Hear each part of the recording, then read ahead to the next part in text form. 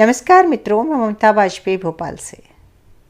मेरी हरी भरी छत पर आपका स्वागत है। लीजिए, मैं फिर हाजिर हूँ नए वीडियो और नई जानकारी के साथ।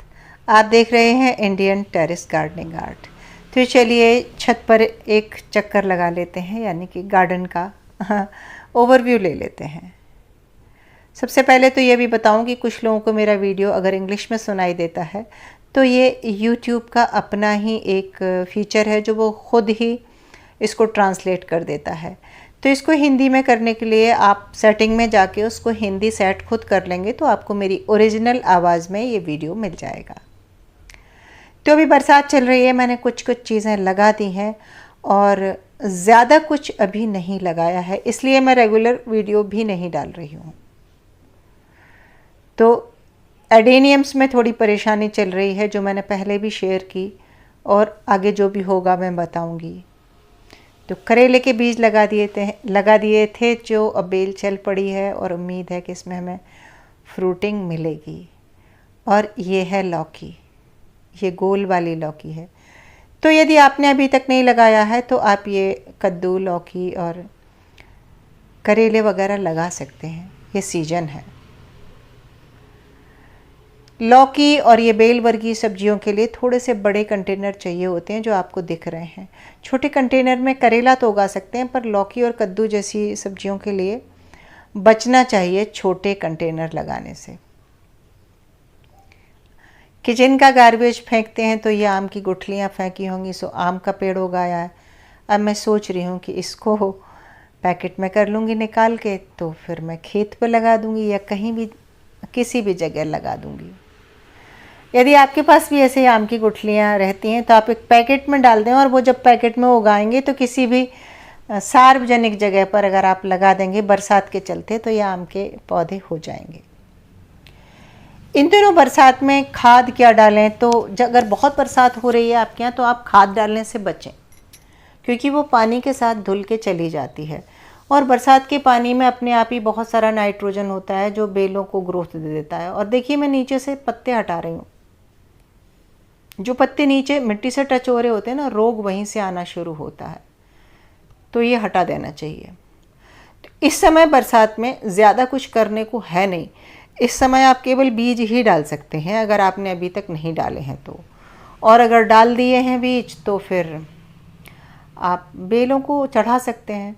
बैगन हमारे खूब फ्रूटिंग दे रहे हैं और बैगन का स्वभाव होता है कि खूब फलते हैं, कम केयर वाले पौधे होते हैं। मैं लगातार इसकी हार्वेस्टिंग आपको दिखाती हूँ और हर साल ही दिखाती हूँ। यदि आप मेरे पुराने व्यूअर हैं तो देख रहे होंगे कि मैंने बैगन की सबसे ज़्यादा हार्वेस्टिंग दिखाई।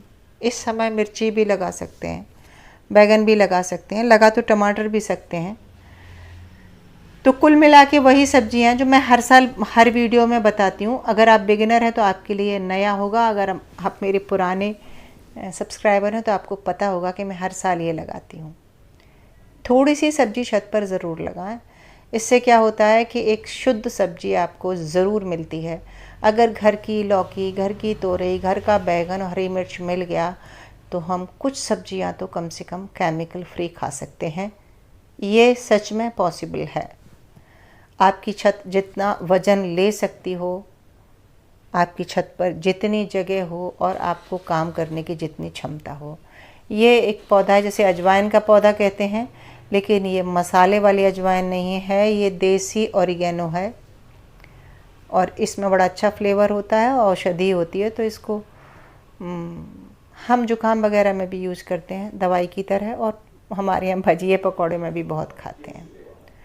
तो देखें, अब अडेनियम में इस समय खूब सारा सिर दर्द चल रहा है, मतलब पत्ते पीले तो हो ही रहे हैं, और अगर कहीं भी कोई पत्ता अगर आपका ब्रांच से टच हो गया तो बरसात में अडेनियम में ब्रांच रॉट थोड़ा थोड़ा होता है। और ये देखिए आप कि ये तो खाली पड़े थे और इनमें अपने आप उग गए बीज कुछ। तो इसमें जो बीज उगे तो एक खरबूज लग गया है, पता नहीं ये पकेगा या क्या होगा, मुझे नहीं मालूम। बहुत दिन का इतना बड़ा फ्रूट लगा है। जब चीज़ बोते हैं तो अच्छे से होती नहीं है, और जब बोया नहीं है तो ये खाली गमले रखे थे और उनमें उगाया है। तो इस वक्त बस मैंने ड्रम तैयार किए हैं, इक्का दुक्का बीज डाले हैं, कुछ बहुत अच्छे चल भी रहे हैं, कुछ नहीं चल रहे। और ये मैं उखाड़ इसलिए रही हूँ कि ये वो खरबूजे के ही बीज हैं जो हमने खा के जो गर्मी में बीज डाले थे वो अंकुरित हो गए हैं। ये इस गमले में बेसिल लगी है, ये तोरई लगी है। तो मैं बहुत ज़्यादा मेहनत कुछ नहीं कर रही हूँ, बीज डाल दिए हैं, जो हो जाएंगे सो हो जाएंगे। एक चीज़ और बताऊँ कि जब ज़्यादा बरसात होती है तो पौधों में अच्छी ग्रोथ नहीं होती। बरसात चाहिए लेकिन जब ओवर वाटरिंग हो जाती है ना, तब पौधों में ग्रोथ बहुत अच्छी नहीं होती।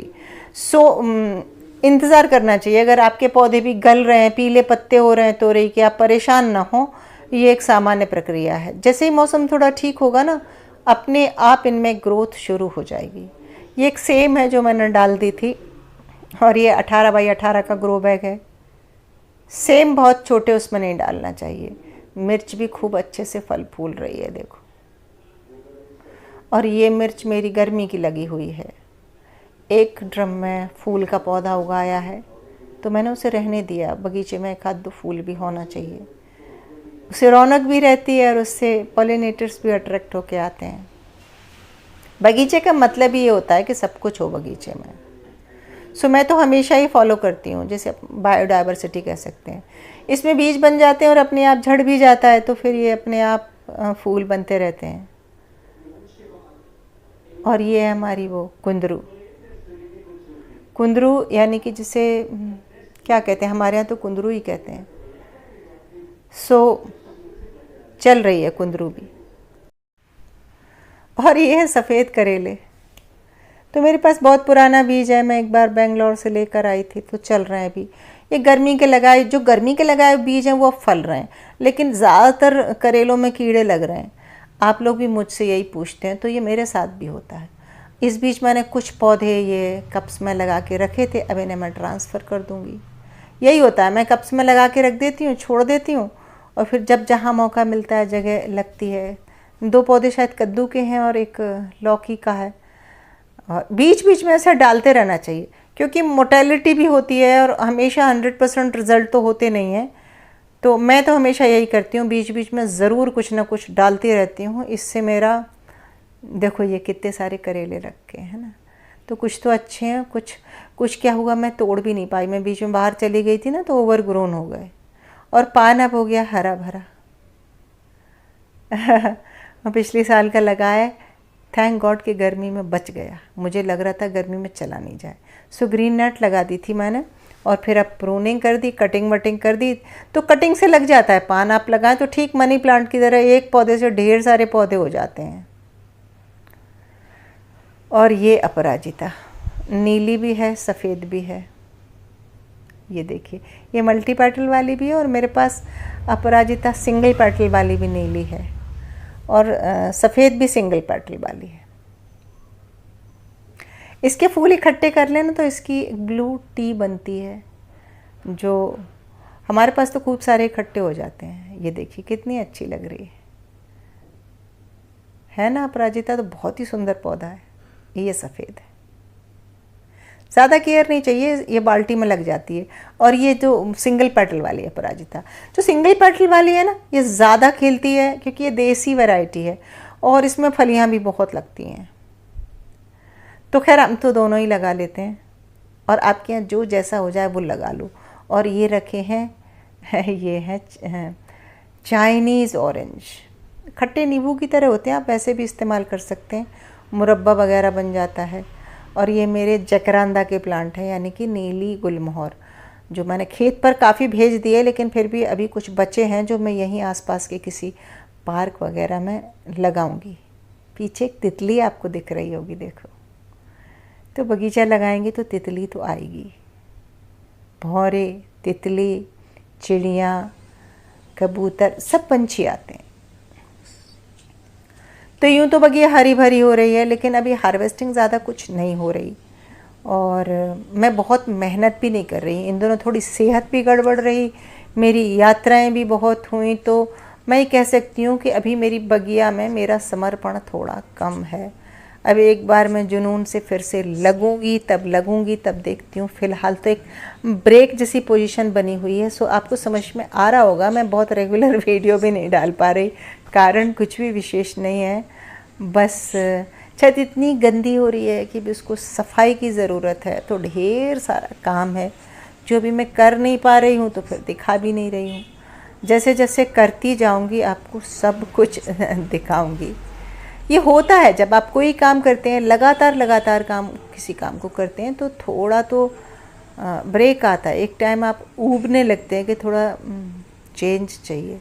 सो मैं उसी दौर से गुज़र रही हूँ और मैं उतने रेगुलर वीडियो नहीं डाल पा रही हूँ, लेकिन मुझे पक्का विश्वास है कि थोड़े दिन बाद जैसे ही थोड़ा मौसम ठीक होगा ना, यानी कि बरसात थोड़ी कम होगी, तो मैं फिर से लगूंगी अपने पूरे समर्पण के साथ। मीठी नीम कितनी हरी भरी हो रही है, देखो आप, जैसे कि किसी खेत में हो। देखो कितनी हेल्दी है। इसकी टाइम टू टाइम कटिंग करके हमने इसे ऐसा बनाया है। तो बस घूम ली हमने पूरी छत। आज की वीडियो में बस इतना ही। हम मिलते हैं फिर नए वीडियो में, फिर किसी नए विषय के साथ या किसी नई हार्वेस्टिंग के साथ। कैसा लगा ओवरव्यू कमेंट करके ज़रूर बताइए। थोड़ा भी अच्छा लगा हो तो लाइक कीजिए, शेयर कीजिए, सब्सक्राइब तो मुझे आप कर ही लीजिए। नमस्कार।